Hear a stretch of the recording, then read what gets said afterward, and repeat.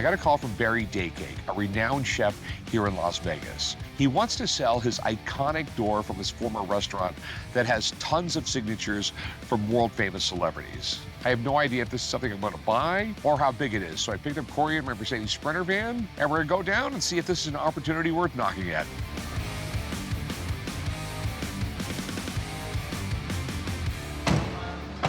All right, let's go check it out. He's already got it set up. Yeah. I mean, it's super impressive. Hey, what's up, gentlemen? Welcome. What's up, Barry? What's happening? How are you? Doing well. You pulled the door out. I pulled the door out. We made it happen.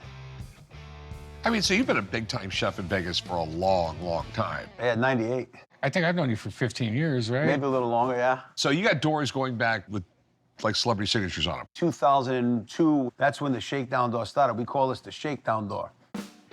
And how that came about was Carmelo Anthony used to come in a lot, and I would have him sign jerseys and things like that. And he's like, man, I'm sick of signing this stuff. And he says, look, he says, there's a door. That's the perfect thing. He signed it. He goes, you're going to call this the Shakedown door. So I reached out to my good friends Rick and Corey because I'm interested in selling my Shakedown door with lots of autographs and signatures. So the Shakedown doors are a collaboration of autographs that have been throughout the years, celebrities, from athletes to singers to Grammy Award winners. I mean, it's such an eclectic group on the door. So I'm asking $25,000 for the door. I'm wanting to sell this door because I'm buying a new English Bulldog. Anything that's left over will definitely go to charity. So it's all for a good cause at the end of the day. Bringing in a new family member and giving some money to charity. What's better than that? It's super cool. So this one's from your old restaurant, right? This is from the Palms Hotel, yeah. This is going back maybe 12 years, 14 years.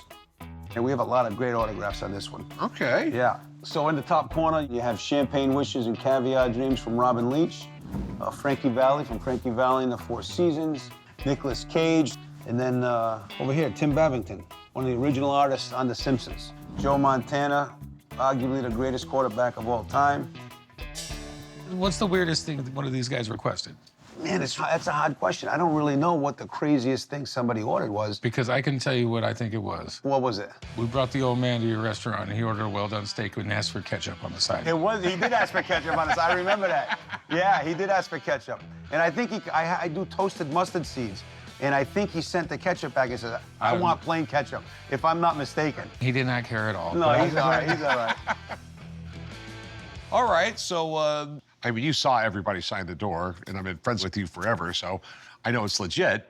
The weird thing is, I just have no idea what it would be worth. I mean, it's just like, it's on a door. Yeah. It's a one-of-a-kind item. So do you have any idea what you're looking to get out of it? I'm looking to get about $25,000. Okay. You want me to call Steve? Yeah, give Steve a call. Well, when Steve comes down, he'll take a look, and he'll help me figure out a price. Okay. But while he's coming down here, I'm a little bit hungry. I'm sort of wasting away here. All right, come on, let's go get something to eat. We'll cook up a storm. Wow, that's a lot of signatures. Yeah, he's got a little bit of everything here. I mean, it just goes on and on and on. Oh, I like it. So the guys I could see on here, are pretty interesting. You know, you've got the greatest defensive player probably of all time, Lawrence Taylor. Oh, you know your autograph. Yeah, Warren Moon. I see the hit king Pete Rose, so all-time hit leader. Nicolas Cage, which this is the one that kind of sets above all the other ones, just because one thing, Nicolas Cage, if you get his autograph, it's like just a squiggly line, but he actually wrote something to you. Yeah. And down here, that's the Simpsons character, Dedrick Tatum. Yeah. That's like a really cool piece on there. So you've got a great kind of mix here of guys.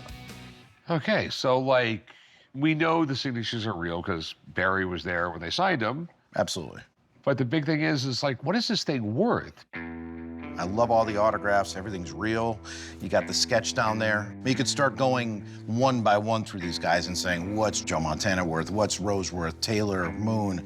I don't really think we have too many people that passed away that I could tell. Just based on what I see here, I'd say about $4,500. Okay. He was hoping for more. Well, thanks, man. Good luck, Appreciate Steve. it. Good to see you man, guys. good to Take see you. care. Thank See you, you. Corey. Take care, buddy. All right. 4,500, he says it's worth. I'll tell you what, I'll give you $3,000. Well, look at that. I was looking for a lot more, right? Let's go 7,500. How do you like this proposition? Because we've been friends for a long time. I'll give you the $4,500 he said it was worth. I'll hang it in the pawn shop. Okay. Every time a celebrity comes in, I'll try and get him to sign it. And eventually, when I sell it, I'll split the profit with you. Yeah, I mean, I think that's fair. Yeah, as long as Chum doesn't write all over it. All right, that's the deal. That sounds good. Appreciate All right. it. Thanks, Rick. Can you get a cart and use your muscles and stuff? I'm old. I got a bad back. Barry, where can I find a cart? Yeah, come on, let's go get one back here. I appreciate it, All Barry. right, let's go. I feel pretty good about the $4,500. I mean, I was asking $25,000 for it, but $4,500 is a start. You know, we'll bring Steve back. We'll see what it's worth, and we might get a lot more money. But I do have $4,500 in my pocket to spend on the new dog, so we'll start from there, you know? This is why I brought the Mercedes-Benz Sprinter. With my brains and your brawn, we can go pick up another dozen doors. Let's just stick with the door we got.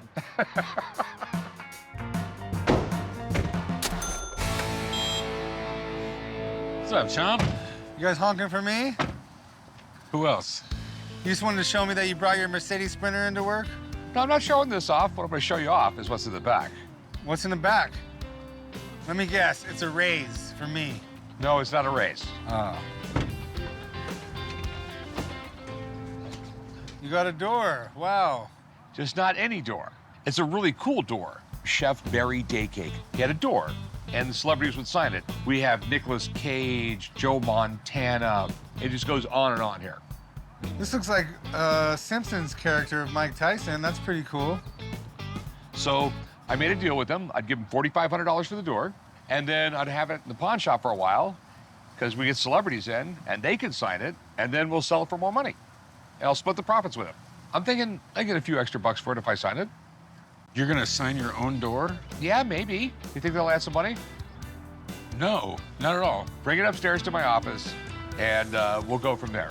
You want it upstairs. What's wrong with bringing it up to the third floor? The door's heavy. Just get it up there, guys. I am like a local celebrity. You know, ever since he got this Mercedes-Benz Sprinter van, he keeps buying larger, odder things. Let's get this thing put up. We're gonna need a cart, man. It's heavy. Yeah, I'm gonna go get a dolly. This door's intimidating. Hello. What do you got here? Well, I've got a unique piece of sports memorabilia that's been signed by a lot of pro athletes, NBA players primarily. Okay. But there are some notables, Michael Jordan, Scottie Pippen, Sweet. Patrick Ewing. From Dallas? No. I'm here at the pawn shop today to sell my unique jacket. So I got the jacket at a celebrity charity gala. It's never been worn. It's been sitting in a garment bag in my closet for 15 years. I'm hoping to get $500 for it. This is interesting. What is Hoopology? I can't tell you for sure. Hold on a second. Chum, Yes? I need your help. I'm holding the floor up, Rick. Holding the floor down. That's what you do because you weigh so much. I'm light as a feather. Do you know anything about Hoopology? A little bit, but you know my specialty is fashion, Rick. I see Trent Tucker, and that would make sense. Hoopology is actually a clothing line made by Trent Tucker. He played with the Knicks, and he also played with the Bulls. After his time in the NBA, he, made this clothing brand and tried to, get it popular and had all these basketball friends, and they would wear it, but it never really quite caught on. So what do you think? Well, you got some great signatures here, Rick. I know you know who Michael Jordan is. You probably don't know who, like Patrick Ewing, but he's right up there with him. And Scottie Pippen, Ron Harper. Oh, yeah, Ron Harper's another great. These guys are all members of championship teams, and it's a little unusual to have all these names on a jacket, but you got some all-stars on here. Okay. How much you want for this? Well, I was hoping to get about $500 for it. Okay. Let me just make sure they're all legit autographs. Okay, I hate to tell you this, but like a very large portion of the stuff you buy at like charity auctions aren't exactly vetted very well. And also being a pawnbroker, I don't trust people. I will say that I did watch this being signed. All right, I'm gonna go call up my autograph guy. He'll look at them. Let's do it. Wait right here. I gotta get some water anyways. I'll go call Steve. I have no concerns with an expert coming in just because I was at the gala. I watched these pro athletes sign the jackets, so I know they're real and I have no problem with it. How's it going, man? Good. How are you? So what do you think of the jacket? A gazillion signatures. It's on a jacket, which makes it a little weird. And Right. It was kind of a big trend to get jackets sound like this for a long time, actually, starting in the 90s. It was always a leather jacket, and always kind of pertained to basketball players, from what I remember. You know, obviously, let's just look at the first big signature. That's Jordan, and that's the key to this whole thing. Anytime I hear about a Michael Jordan signed piece, I'm kind of leery. Michael Jordan's one of the most heavily forged athletes in modern history, so the chances of being real are pretty slim. Jordan had this beautiful signature, as you could see. Starts off here, drops down, and his name just kind of flows into his last name. Now, you don't get much out of the last name. Down here, and this one's his teammate with the Bulls, Scottie Pippen, big S, the big P, and then the other key signature was Patrick Ewing. He didn't like signing autographs too much. Could be a tough autograph at times, but I'm seeing just a really nice signature out of him, and this, he finishes off with a nice 33 here. Okay. You know, it's an eclectic bunch for sure. You know, I see Darryl Green, played in the NFL, Hall of Famer, Byron Scott, who played for the Lakers, Flip Saunders, who was an NBA head coach. So you have kind of like a nice blend here, but you do have the early makings of the Bulls championship runs. So Trent Tucker played for the Bulls, so him and Jordan got close. That's kind of cool. You have to figure Jordan. He's like the linchpin to it all. Jordan on anything, just bare bones, he's $800. So what do you think? It's definitely authentic. There's no doubt about that. I put the value right at about $1,200, Rick. Okay, thanks, man. Good to see you. Good to see you, chum. All right. Thank you. Yep. All right. Well, I'm pretty happy. Okay. I could actually give you like $600 for it. Consider it done. Okay, so obviously you really want this out of your closet. I really do, because there's many more beautiful things that are waiting to enter. All right, you wanna go write her up? Yeah, let's go write it up. Come on. Thanks so much. I'm happy to take home $600. I got my full asking price and won. Hey, what can I help you with? I've got something here for you to see. Okay. It's not a machine gun or anything, is it? No, no. Whoa. It's a Beatles guitar. All signed by the four of them. That's really cool. Where did you get this? I got it in '87, but it was signed in '64. I mean, if it's legit, it's absolutely amazing. You got a ridiculous amount of money here. I actually got it from a customer. I was in a wholesale T-shirt business, and his brother happened to be involved with the Beatles on the tour. He was either a promoter or set up locations, I don't know. But he took the guitar and had it signed. I've had it for over 30 years, and I think it's a real deal, and I would like to sell it because I need the money. That's pretty amazing. I mean, it's the Beatles. I mean, they really are considered the most iconic rock band ever. I own Beatles stuff that's worth a hell of a lot of money, and I've sold Beatles stuff for a hell of a lot of money. The fact of the matter is, you rarely, if ever, see all four autographs on one thing. A signed Beatles guitar from the 1960s is practically unheard of. But that doesn't mean it can't exist. If this lady's story actually checks out, this would be a mega find. Have you ever had this looked at by anybody? Yes, by many people. Okay. This looks absolutely amazing, but this happened a lot with the Beatles. You know, girls would come up, they'd want their autograph, the roadies would go, I'll go get something signed for you, and then they would go, you know, behind a corner and sign everything, and then come back out, try and get a girl's phone number. It wasn't signed by the artist. And to have something signed by all four of them on a guitar is rarer than hen's teeth. It really is. How much do you want for this thing? I want $100,000. Your number's close to being in the ballpark. It really is. My big concern is, I mean, we have big, bold signatures of the Beatles on a guitar. I've just never seen that before. So I really want maybe a couple people to look at this. So I'd be happy to have somebody look at it. hang on for a little bit. I'm gonna call some people. Good. Appreciate it. I've had some experts look at it. I think it's good. And so, of course, I want to see somebody else's opinion. Can I whip it out, as You they may say whip in it the out movies? whatever you want. So what are you concerned about? I'm looking at a guitar that's got these autographs on it. Alarm bells go off in my head. Well, you're quite right to be suspicious, because if you had a Beatles guitar signed in 1964 in America, it would be $250,000. Easy. Easy. Okay. If there is out there a Beatles guitar that's signed by all the Beatles in 1964, it's fantastic. It's great. What do you think? Anybody signed anything in 1964, they'd be signing with a ballpoint pen, not a Sharpie. That's not really true. In 1940, the felt pen was invented in Japan. In 1962, felt pens, the flare was brought over here. I remember those.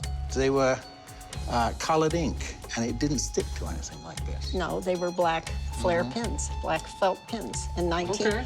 All right. That We'll you can debate look... that. We're going That you to can look up on debate the this all the way internet. On the down. internet. So what do you think of it? Does that mean that the Beatles were carrying them around? No, but the person that got it signed maybe had it. That's what I'm saying. This guy, he was involved somehow with their tour.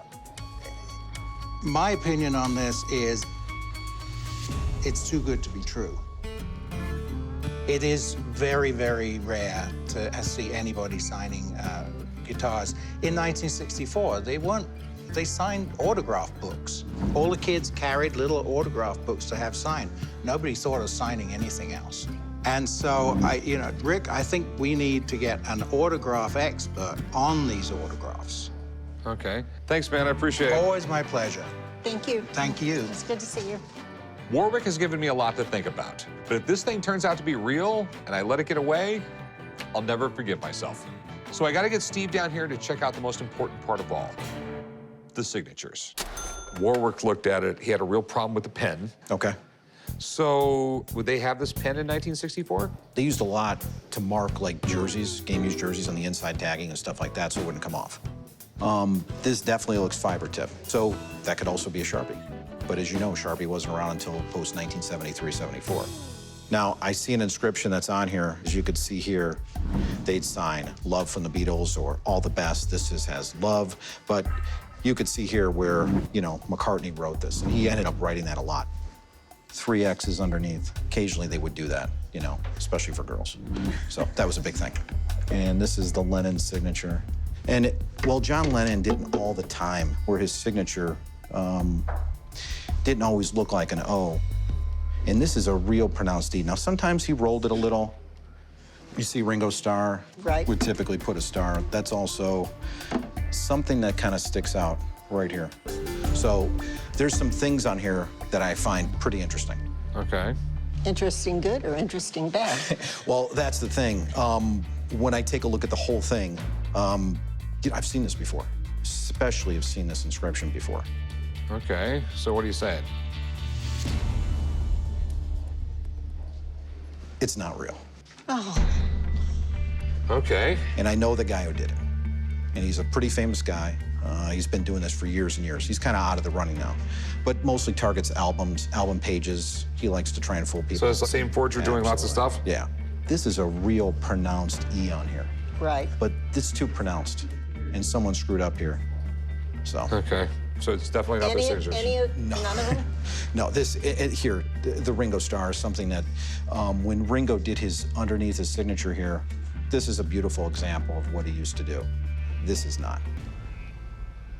It's breaking my heart. I'm sorry, it just works out that way. That's Good to see Thanks, you. man. Thanks, man. sorry. Nice to see you. Take care. All right. Any line of business, there's always people. Someone wants to take advantage of you, but in the autograph business, it's prevalent. So you gotta be careful, you gotta know what you're doing. Before you invest a lot of money in something like that, have it checked out by me. I'm sorry. I am too. Okay. I would have loved to have bought it, but Well, no, I wouldn't want to sell it if it's not real.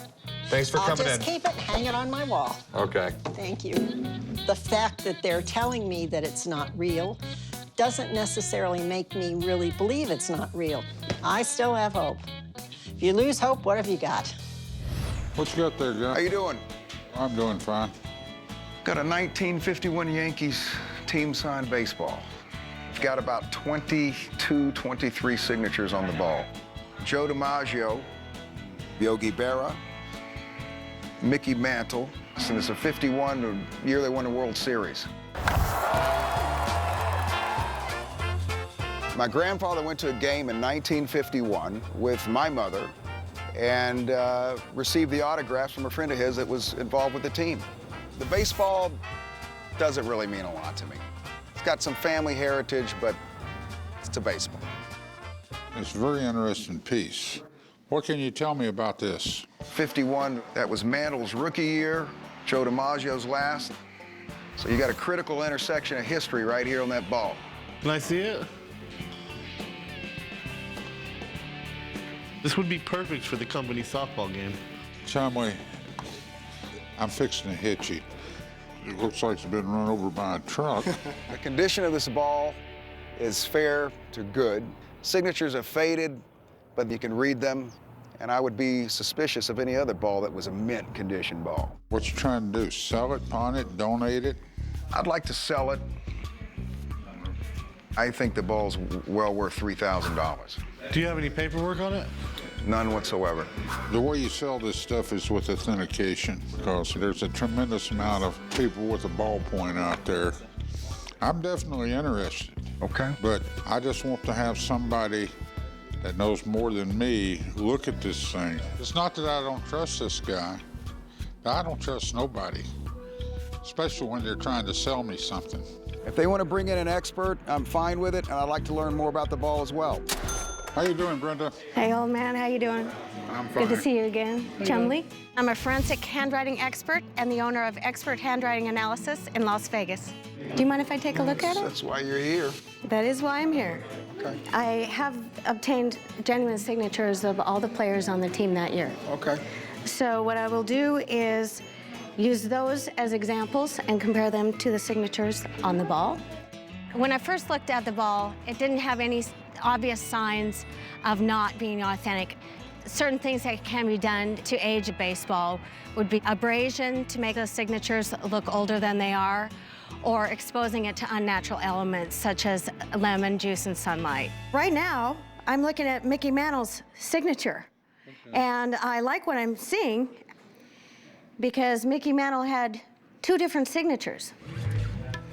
The first signature that he used in the 50s matches the signature on the ball. Okay, that's good. Which is good. Later, throughout the years, Mickey Mantle added a billowing shape. His M's started to look like sailboats. Do you see that? Uh-huh. That tells me that this signature was from the right time frame, from 1951. That's good news. Good news for you. What's the light for? So I can see the handwriting on the ball. Oh. The signature that's in the best condition, I would say, would be the Joe DiMaggio signature. Joe DiMaggio had a real heavy writing style. There's 23 signatures on here. 22 of them, without a doubt, match a player on the 1951 Yankees team. There is one signature on the ball that I am unable to determine the authorship of. And there's indications that it belongs to Casey Stengel. Brenda's checking out the ball right now, and I know it's real. I believe it's authentic. This is a historical baseball piece. Okay, in your opinion, this ball is, you can classify this as a real 1951 Yankees ball.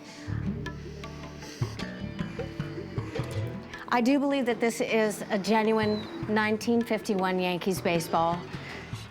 Thank you very, very much. You're welcome. The value of the ball is really subjective. It just comes down to what a buyer is willing to pay for it and what the seller is willing to get for it. So what are you trying to get out of it, Clint? I think $3,000 is a reasonable amount for the ball.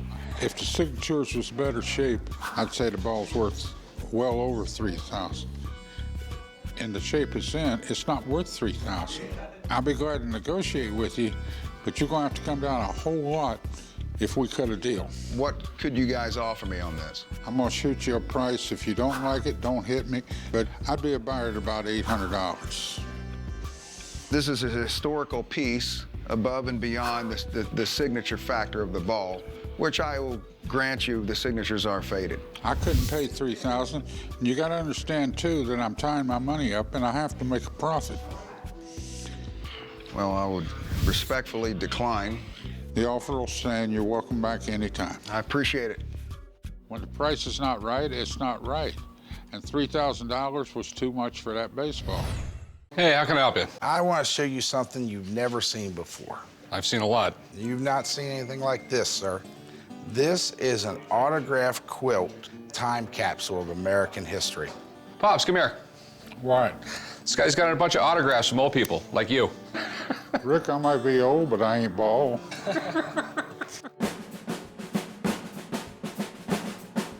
I'm coming in a pawn shop today to try to sell an autographed American time capsule quilt.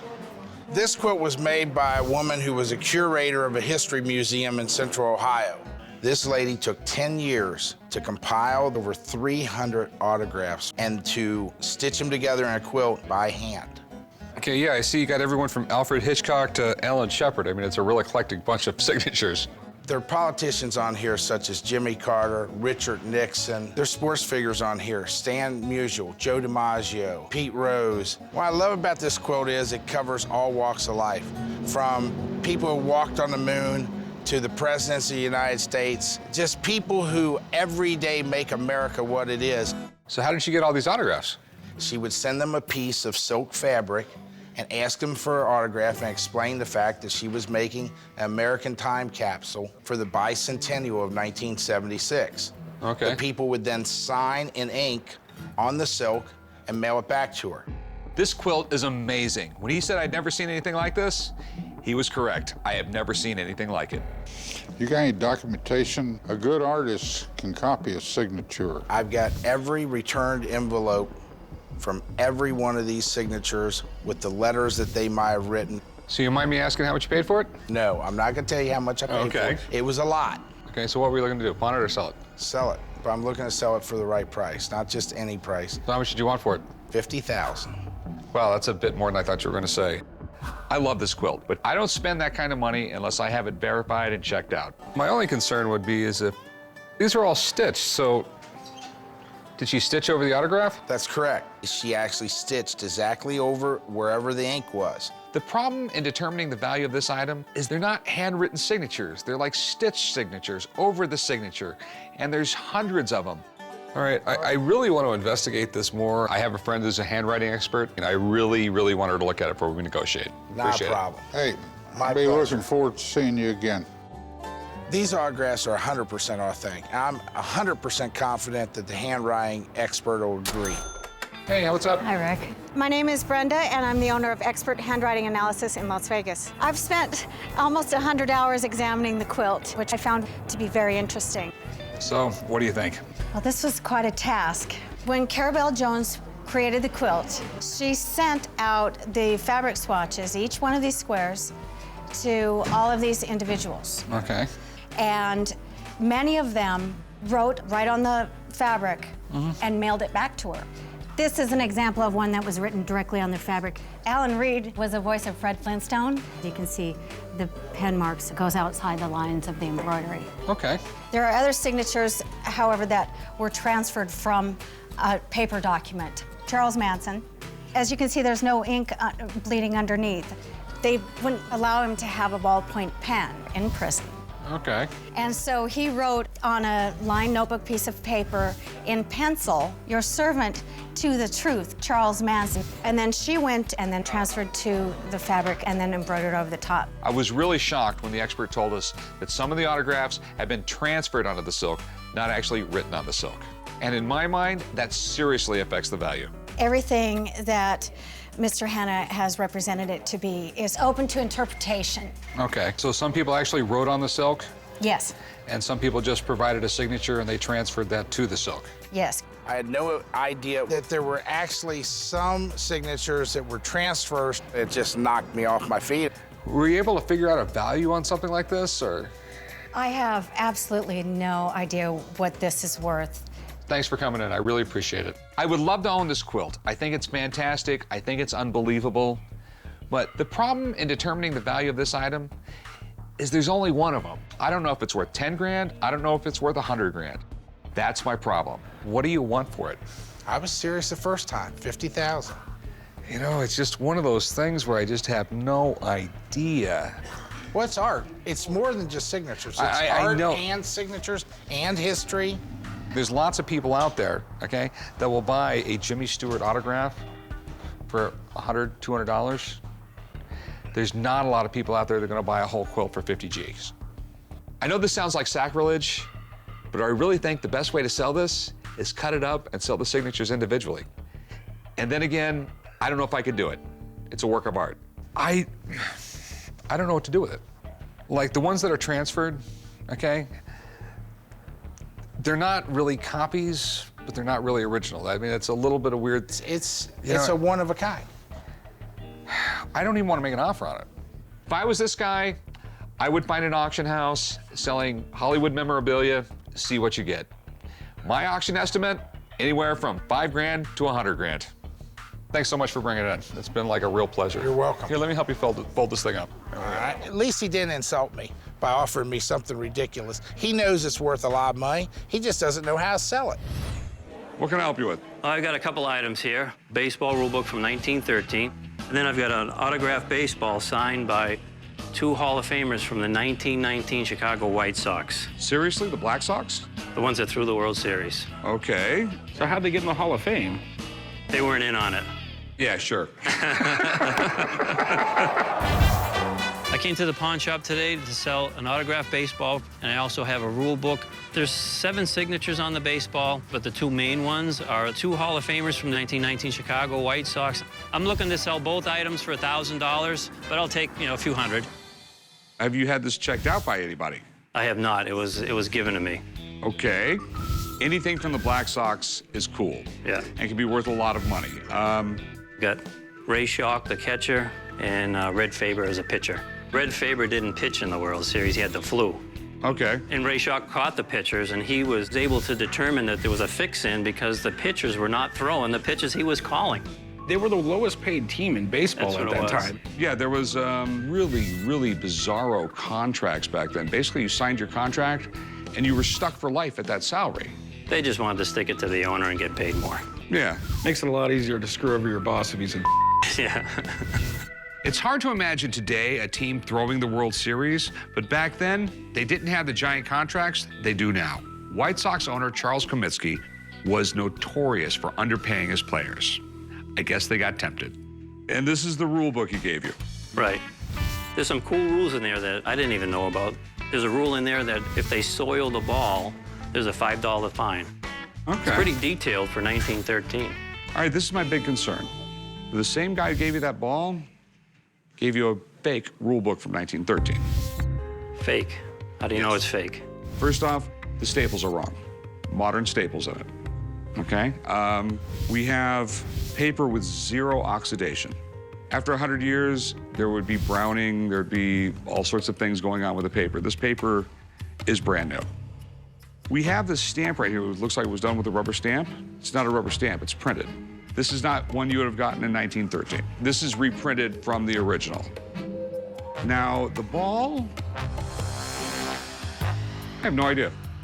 I'd love to have it, but you got to realize there's probably 20 fakes for every real one. I mean, it's that common. It's that common? Really? It's that common. My guts tell me that it's real. You mind if I have someone come down to look at it? Not at all. No, All right, I look forward to let me it. go make a phone call. I'll be right back. You got it. The fact that the rule book is a remake makes me nervous, but the ball does look legit. It's definitely worth getting checked out. Hey, Drew, what's going on, buddy? Hey, guys. How you doing? Good to see you. The guys always call me down when they're suspicious about signatures or question documents, and they always want me to take a look at it. There is 2 players from the 1919 White Sox, supposedly guys who didn't cheat. Yeah, what a scandal. Probably the biggest one of baseball all time, right? Yeah. Well, the 1919 White Sox were involved in the big scandal where they got the nickname the Black Sox. 8 players got together to try to throw the World Series, and they actually did. It's probably one of the darkest days in baseball history. All right, well, let's just concentrate on the 2 main signatures. I'm sure some of the other signatures are probably big leaguers too, but not ones I can recognize. We have in the middle here, appears to be Ray Schalk. Very odd K that he makes. He was considered the greatest catcher of his era. Red Faber right below it. Now, he was one of their best pitchers and future Hall of Famer. Red Faber's signature is kind of like a printing style. It's simplistic. Well, if you take into account all the other evidence I can see, congratulations, you got a good one. Yes. Yes. Good for you. Yeah, I'm completely shocked. I mean, I thought for sure it was going to be fake. Now I just got to figure out what it's worth. These guys are huge names. In fact, because they're tied to the Black Sox scandal, that definitely keeps the value of the ball way up there. condition of the ball is very good. I would have to put a price on it. Around 2,000. 2,000 retail. Yes! All right, thanks, man. Good to see you again. Like I said, I'm still in shock here. All right. I'm really glad I called in Drew and didn't let this one get away. Hopefully, I can get this at the right price. I'll give you $600. No way. Your expert said 2,000. I know you need to make money. I know that. Okay. So, 1,900. I'm gonna price at 2,000, and someone's gonna beat me up to 1,400. I'll go like $800 on it. All right. 1,500. I'll go $800. I'm not going to do 800. I'll go 1,400. That's it. I can't go. No. It's a baseball, and the ones I've had here lately, they've been sitting. Will you come up to 1,000? I'll go $900. And remember, the risk is all on me. All right, 900. It's a deal. That's a deal. You want to write them up, son? I really would have loved to have 1,000, but the 900 I thought was very fair. I know gambling is really bad for the sport, but in my case, it paid off. How's it going? Good, how are you? All right, another gun that won't sell. Not exactly. Not exactly. Okay, what do we got? A hockey stick signed by the Miracle on Ice Olympic hockey team. It's a little hockey stick. I decided to come to the pawn shop today to try to sell my hockey stick signed by the 1980 Miracle on Ice Olympic hockey team. It is a one-of-a-kind, very unique item. I wouldn't take less than $5,000 for it today. So you had everyone on the team sign it. Mm-hmm. Who acquired all these signatures for you? Before the games in 1980, my uncle was a bus driver, and one of his charter trips was to pick up the hockey team and drive them to the airport. And so at that time, I got all the players and the assistant coaches. Then in 1994, I was working at a country club, and Herb Brooks, the head coach, came in, asked him if I could get the stick there before he left, if he would sign it, and he did. The 1980 U.S. Olympic hockey team was a bunch of college kids and amateurs, and they were going to take on the Russians, who were considered unbeatable. And they kicked the Russians' asses. It was one of the greatest upsets of all time. This was the game of the century. I don't know who designated as Miracle on Ice, but that's what it was. They weren't expected really to do anything that year. I mean, there wasn't really high expectations for them to win any medal at all. You know, what they did was a miracle, and a lot of experts say that it was the greatest moment in American sporting history. If I can get these signatures verified, there's no question I want this stick. I know a ton of collectors who would think this thing is absolutely priceless. And what were you looking to do with it? I'm looking to sell it if the price is right. I mean, the problem is there's only one of them that exists. It's probably not something to compare it to, and it's really difficult coming up with a price that way. I got a buddy. He knows about autographs. He can tell us if they're all legit. Let me get him down here, and I'll try and come up with a price. Can you come back? Yeah, sure can. All right, thanks. All right, great. Thank you. Hey, thanks a lot for coming down. I'm not concerned about the expert coming to take a look at the stick to authenticate it. I'm positive it's 100% authentic. I'm Drew with Authentic Autographs Unlimited, and I'm a forensic document examiner. What's the story on this one? I've got signatures from the 20 players of the 1980 Olympic hockey team. The head coach, Herb Brooks, the assistant coach, and goalie coach. I remember watching this game, actually. It was fantastic. I remember just jumping on the couch after we won. It was like just amazing. So let's take a look and see if it's authentic or not. All right, let's start from the top. Jim Craig, that's the goalie. He makes this very distinct ending for his G. Capital J is always very distinctive and very consistent, so that's interesting. Ruzioni, the captain of the team. Yeah, that's Herb Brooks' signature. This is the head coach. He always takes a 0 and codes over the K. You know, it's kind of like a fast type of handwriting thing. He does that a lot. But when you put all the signatures together, it's like bringing back history, you know? This is not like a single signature where you have very little evidence to go by. There's all kinds of evidence, and this thing is absolutely authentic. All right. Thanks, Drew. You bet. All right, You're the man. I appreciate it. Take care. You bet. It's amazing. Value-wise, this thing can be worth thousands of dollars if someone really wants it bad, and I'm sure someone will pay that one day. So what were you looking to get out of it? $5 grand. It's a one-of-a-kind. You know, it's really neat, but I couldn't come close to that. I mean, I would give you $1,500 for it. It's just, sports memorabilia is just like the stock market. It goes up and down in value. And this particular point in history right now, it's down. Way down. Well, how about 4,500? I mean, don't you believe in miracles? You know, I'll go like $2 grand on it. I mean, I think, you know, it's that special. I might be able to get a little bit more for it. Double it. It was a 4 and we got a deal. No. Not only no, hell no. It'd be a really cool thing in my store, but we're just too far apart, I guess. Thanks. you. Have a good one, man. Thank you. This stick means too much to me. I've had it for so long, and there's such a story and history with it. I just don't think 2000 is enough for me to part with it at this time.